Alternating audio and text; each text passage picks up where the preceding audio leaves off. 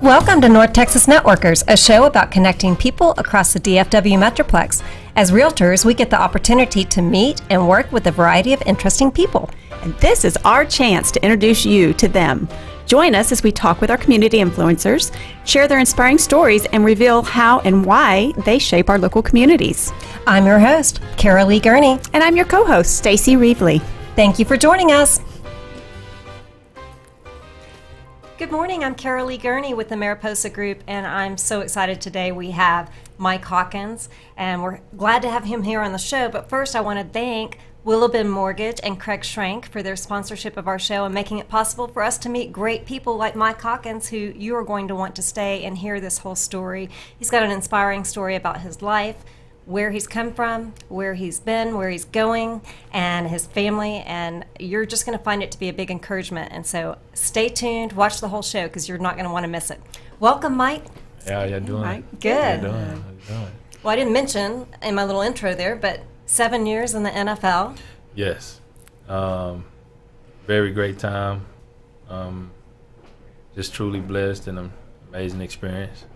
Very good. Well, tell us a little bit about how you got started in just football in general. Was this something you started as, a young kid in Pop Warner, or tell us a little bit about that? Well, actually, it was a deal where I can go back and kind of remember the first football game that I've watched on TV from kind of start to finish. It was a game between Notre Dame and Michigan, and my grandmother was watching it. Grandmother was my biggest inspiration, but I remember Jerome Bettis being there, and I just remember watching that game and kind of like, this is amazing. This is maybe something I want to do. How old were you then? About 11 years old, 10 years old. But all growing up, in the areas that I lived in, we always played throw-up tackle, or you had things like that going on. I just never had the opportunity to play in an organized football setting. Everything was more so as just in the neighborhood, playing, football in the streets with friends. Gotcha. It was pretty cool. So what changed that made you start playing more organized? Well, I think it was life. I had a situation where I was living in South Carolina. I had moved from Texas to South Carolina with my grandmother, and we fell on hard times. And it was a situation where I remember my grandmother trying to sign me up for football, and financially she couldn't do it. So we went to the place, and it's kind of a vivid memory, but it feels like yesterday. I remember going and getting ready to register and doing everything, and my grandmother's coming back out saying, "Hey, you can't play because I don't have enough money for you to play at this time." So I just remember sitting at that gate and watching all the kids run out, and it was just one of those moments in my life where I kind of felt like there's something different I want to do. So that always stayed there. So that was kind of the moment, kind of looking back. And what age was that? That was at 10 or 11 years old. Oh, so still around the same time. Still around the same time. I ended up going to visit my father here in Dallas, and my grandmother passed away that summer. So I never went back to Carolina. So I kind of bounced around a little bit, and fell on some hard times, and went through some family issues, and it was pretty tough. But that's when kind of everything started to mold itself. Up until that point, I was just a kid that went to school, did really well in school, and went home. I didn't play any sports. It was different. Well, if I remember correctly, you actually really started playing organized sports 11th grade? 11th grade. Who mentored you to do that, or who influenced you to do that? So actually, at 9th and 10th grade, I was at Hillcrest High School, and the coaches, and I was living with my dad at the time. The coaches there wanted me to play, and my dad was you know, he had his own mindset about sports and different things. So he didn't allow me to play sports. It was just go to school, come home, do your chores, and that was it. So during that time, the coaches at Hillcrest would always call my house and say, "Hey man, you think Mike can play?" And he was like, "No, Mike just gonna go to school. He's not gonna play any sports." So we ended up having a big falling out amongst the family about my mom. I hadn't seen my mom in maybe 5 to 6 years. And my mom and dad has always been separated. So it ended up being a situation where it got physical, and for the years of abuse and different things that I endured during that time, it was just like a tipping point. And I ended up being homeless. Basically, my dad put me out. I ended up being homeless, living in Martin Luther King Park, riding dark buses all day, trying to stay warm. I mean, trying to stay cool because it was the summertime. I mean, you know, pumping gas for money. Just a tough time. You know, it was a real tough time in my life. And it just kind of made me and molded me into the person that I am today. You know? So amongst all that stuff going on, I had a friend named Kendrick Gannison, and his family was the Gannison and Roberts family. They lived next door, so they used to hear some of the things that was going on amongst my family. And I went back to play with him one day and just hang out. And I used to carry a book bag with all my clothes in it. So, and I had stayed in apartments that he was living in before. So I put the bag off to the side, and I just went and played like a regular kid. And I was 16 at the time. And at the end of the day, he was like, "Hey, Mike, when you going home?" And I was like, "I'm not, you know, I've been living on the streets."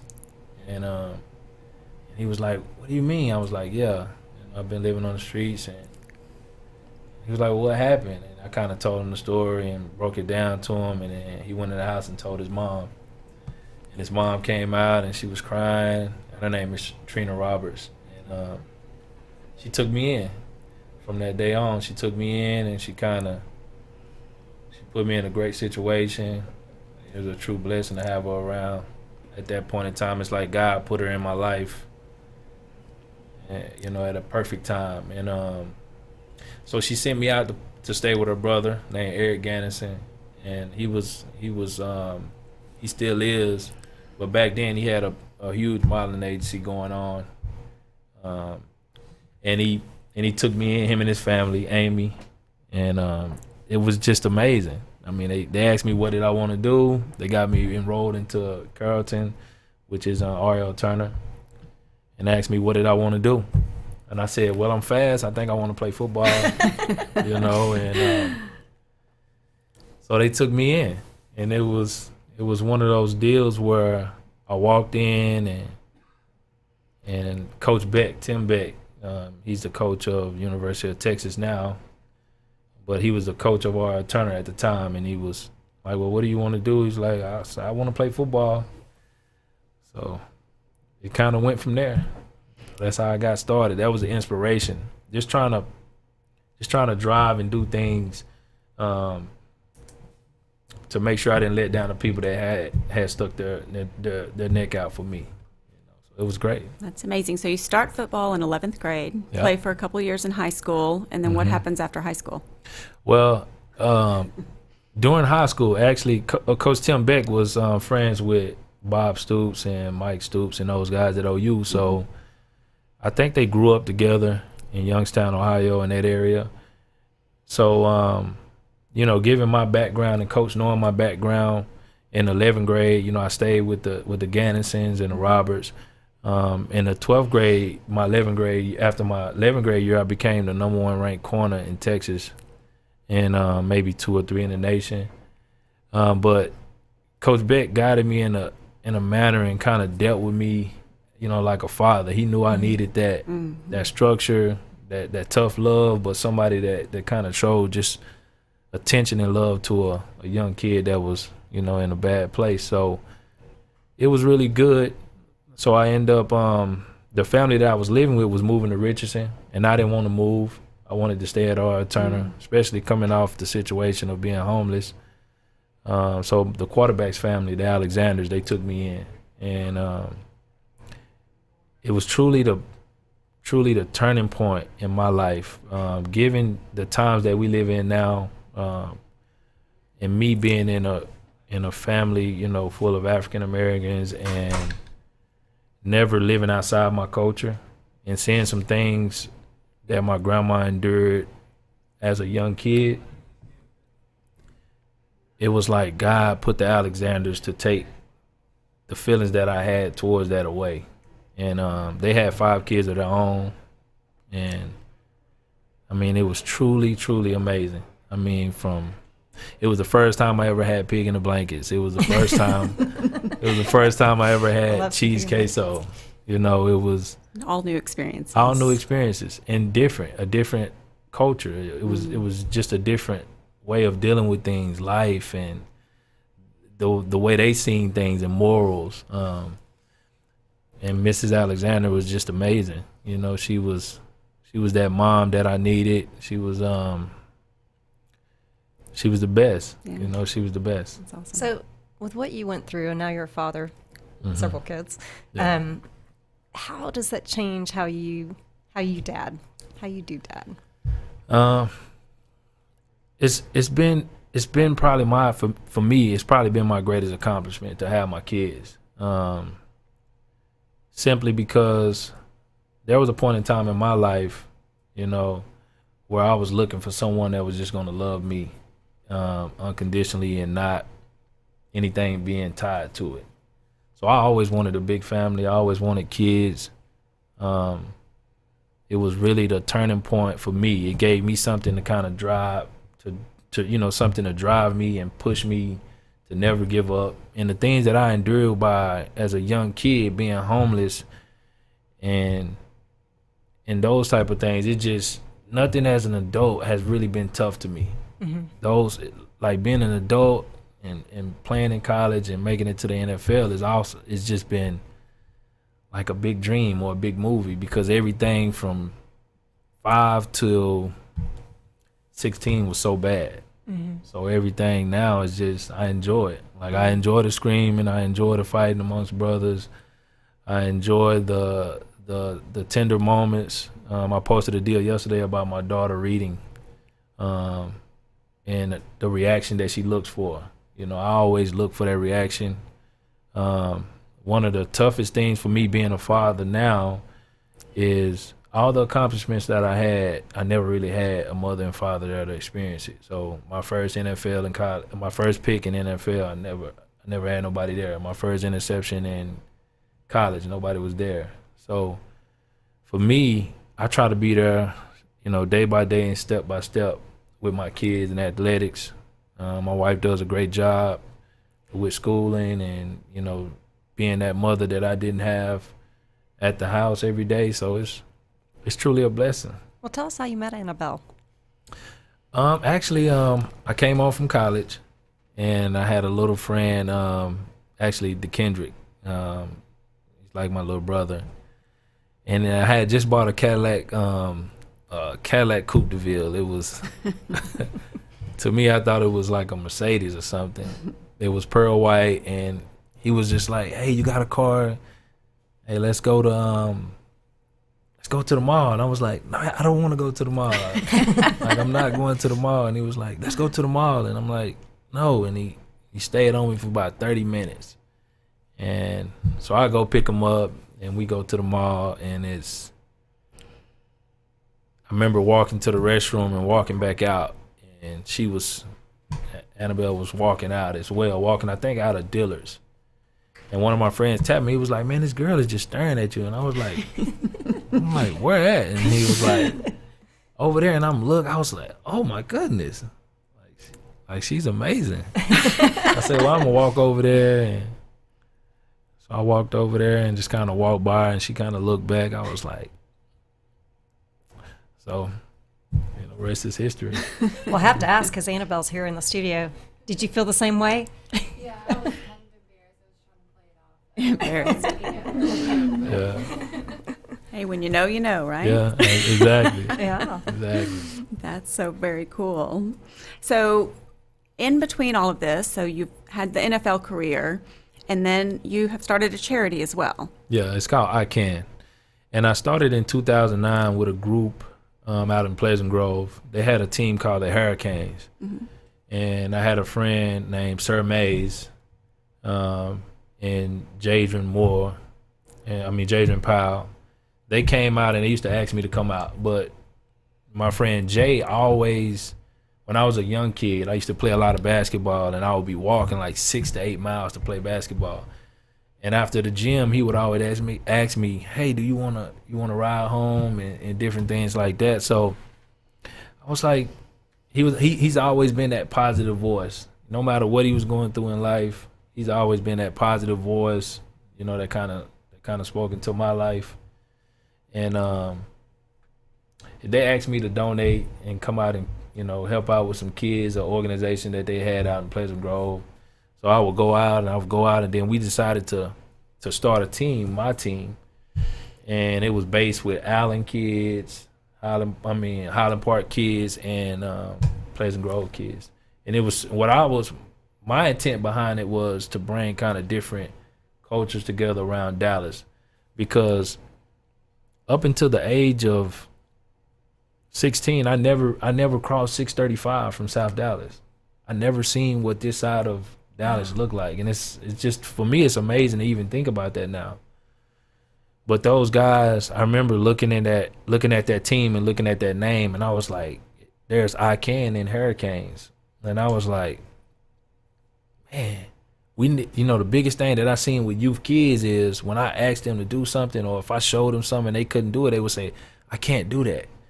And I was like, I never had that mentality because my circumstances in life kind of dictated the way that I was brought up. I was just like, man, I can do anything. I'm going to prove everybody wrong. Everybody that doubted, or anybody that never gave me an opportunity, I'm going to prove them wrong. So that's where I can comes from. It's trying to take the I can't out of every kid's vocabulary, adults, anybody that you can touch.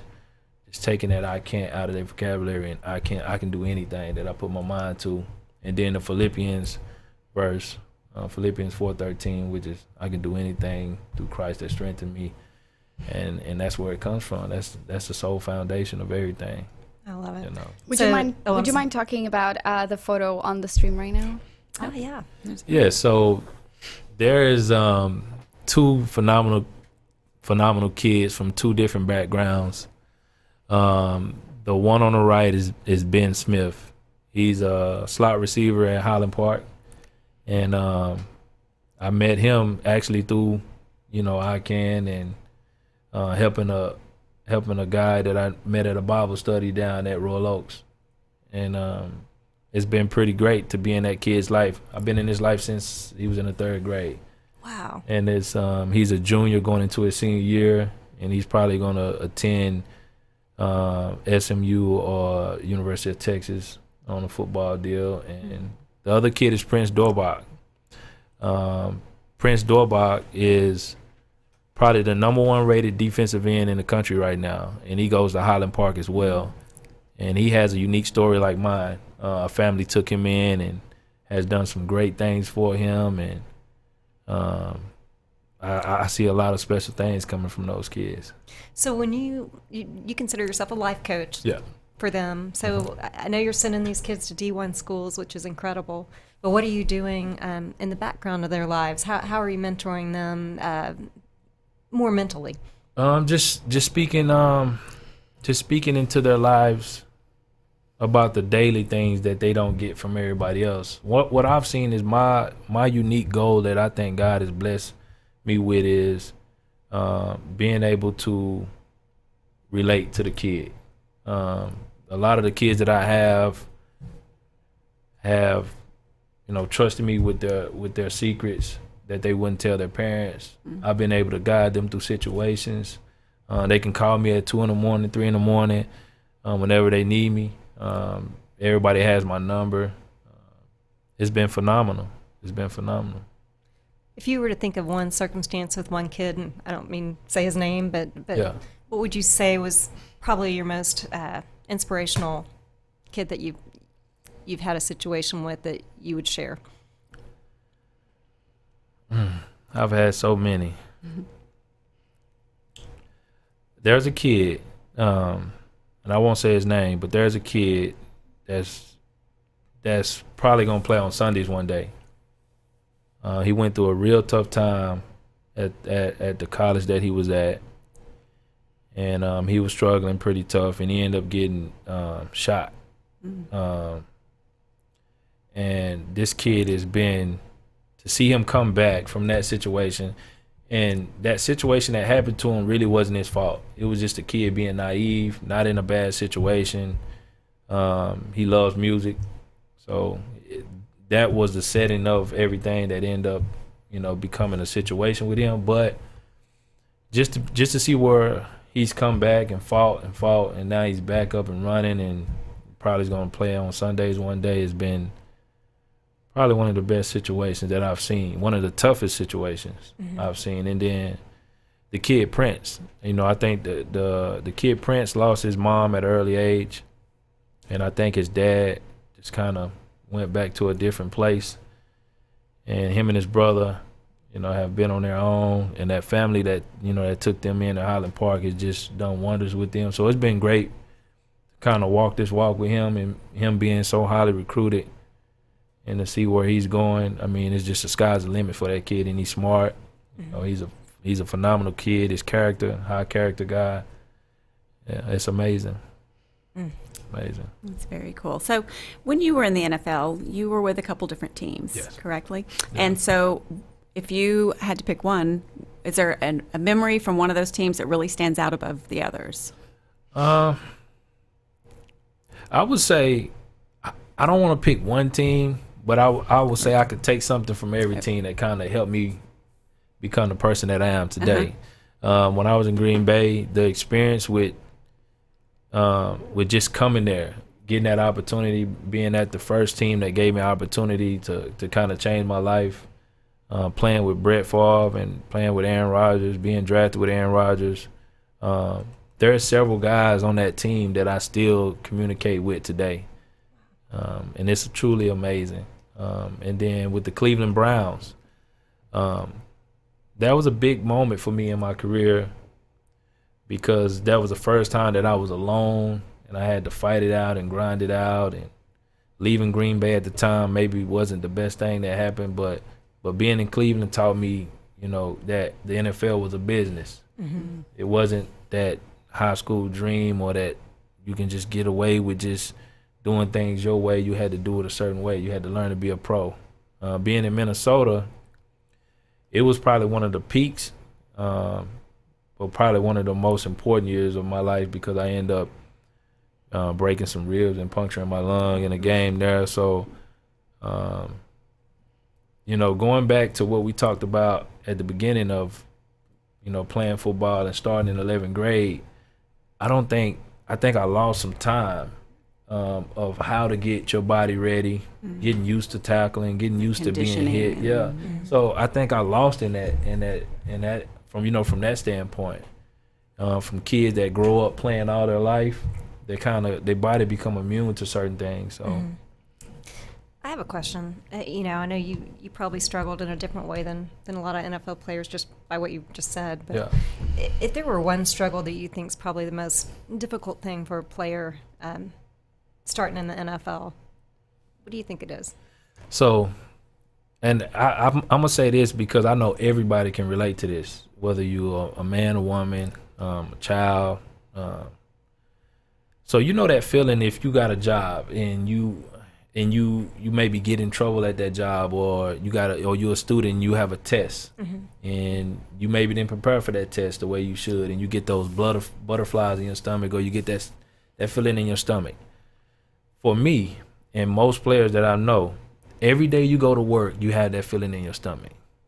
Because it's so uncertain. You don't know where you're going to end up being that day. It's so uncertain because, players get traded. There's always contract issues. Your health is your greatest asset. So the more healthy you are, the longer your career is, the more they can depend on you, being accountable for different things. That's the biggest struggle. Every day, every year they draft somebody to to come take your spot. And weren't you behind somebody at the Cowboys? Yeah. I played behind Terrence Newman and Orlando Scandrick, Mike Jenkins, and those guys. I was able to help Mike Jenkins. It was really good. What was your best experience there? Just being a hometown kid. I mean, we actually practiced at my high school stadium, you know. So it was one of those deals where, you know, you kind of got to wrap your mind around it. Very cool. So what have we not talked about that you want to share with anybody? Is there anything that we haven't brought up yet? You've talked about your kids. Are they into sports as well? Oh, yes. Football, track, basketball. My oldest daughter, she swims. She made it to regional this year in swimming. It's been pretty good. Yeah. It's been pretty good. Well, I've met your kids. They're amazing. Yeah, really sweet kids. Thank you. They are. Thank you. Sounds like they're talented. Yes. Got a musician in the family. Yes. And you've dabbled in music. Yes. Incredible. So it's been great. It's been truly a blessing. I told my oldest son, you know, he's truly everything that I wanted to be as a kid. Mm-hmm. You know, and it's so cool to watch him and watch all the others kind of grow on the daily. It seems like they're growing like trees, you know. That happens. So what's next? If we've got a minute left here that you could share. Just to make a biggest impact on as many people as I can, and to build my legacy that's going to outlive me. My biggest deal is getting my kids and other kids to the point that when I'm not here, that they have something to lean on. You know, that they have something to lean on, just impacting as many people as I can. You know, that's my greatest joy. You've been amazing being on the show today with us, and I have 1,000 more questions I could ask you. We'll probably ask them at lunch today. Okay. But next month, I want to go ahead and announce that we're going to have Kim Gatlin. She is the author of Good Christian Bitches, and she's got an interesting story as well, and has had a TV show, and it's about to make its way back onto the networks on CW. Mm-hmm. So we'll look forward to hearing her as well. Again, we want to thank Craig Schrank, Willow Bend Mortgage, for sponsoring our show and making it possible for us to meet and hear from incredible players and people like Mike Hawkins. Yeah. So thank you for joining us. I'm Caralee. I'm Stacy. And we are your real estate professionals.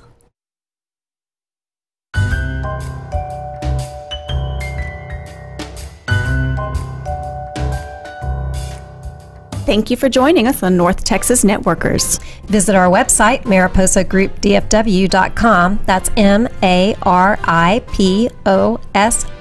Group DFW.com for more information about the show and other resources. I'm Caralee. And I'm Stacy. And we are your real estate professionals.